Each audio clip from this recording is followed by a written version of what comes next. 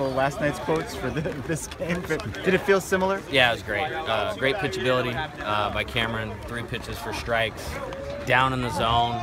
Anytime we had a 1-1 count, it was 1-2. Played great defense. I mean, Cody Raymer, I hope that's on SportsCenter tonight, that play. And then our at-bats, you know, it's tough to score runs here at night in this ballpark, and our hitters just took enough good ones and had a good approach against a guy that's given a lot of people problems, and we got enough. You had listed Dahlbeck as the starter. When did you change your mind, and why? About 1 o'clock today. Just spent a lot of time looking at last night's game and kind of the weekend as a whole, and we felt like this was the best thing to do. Will Dahlbeck start tomorrow? Yeah. Is that anything to do with Cloney? Yeah, just we got some decisions right now that we got to make internally, and you know, Cameron tonight was the first one, and you know, we would have put Bobby in the game if we needed to, but we didn't have to, so it lines us up good for tomorrow. What makes Cameron so effective against their batters tonight? You know, I looked at their team and what I saw last night. They remind me of Rice a lot, and remind me of UCLA a little bit, and I felt like he pitched really well against those two teams, and I thought his stuff would carry and play, and it really did.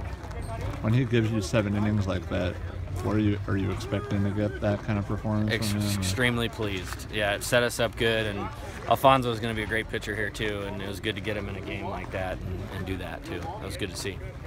Between offense, pitching, and defense, which were you most pleased with tonight? I'll take all of them. You know, all these games are really hard to win, and everybody's good. Everybody can pitch. Everybody plays defense. These guys are going to break the NCAA record for fielding percentage, so it's hard to score runs. So I thought our hitters did a good job 2 nights in a row of doing what they needed to do in a tough hitting environment. And the pitching, I mean, what can you say? I mean, that starts and ends there, and we played pretty good defense outside of one mistake. It's been chillier for longer in Tucson this year. How does that affect the ball movement? Well, the wind was crazy last night. It wasn't going to go anywhere. I thought it played a little bit calmer and a little more realistic tonight, but yeah, it's day games favor offense, night games favor pitching and defense. Is JJ always going to be that guy to go in the DH slot?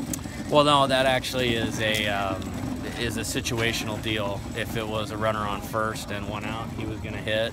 If it was first and second, nobody out, somebody else was going to hit.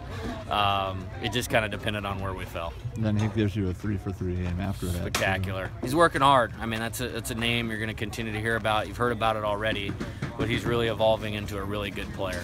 I mean, it's slow strides, and sometimes that's how it goes in the development, but it's really coming with him. Raymer's defense makes it hard to put him out in the field at second though now, right? That's as good a second base play as you can see, and there's a billion scouts here watching guys on their team, our team.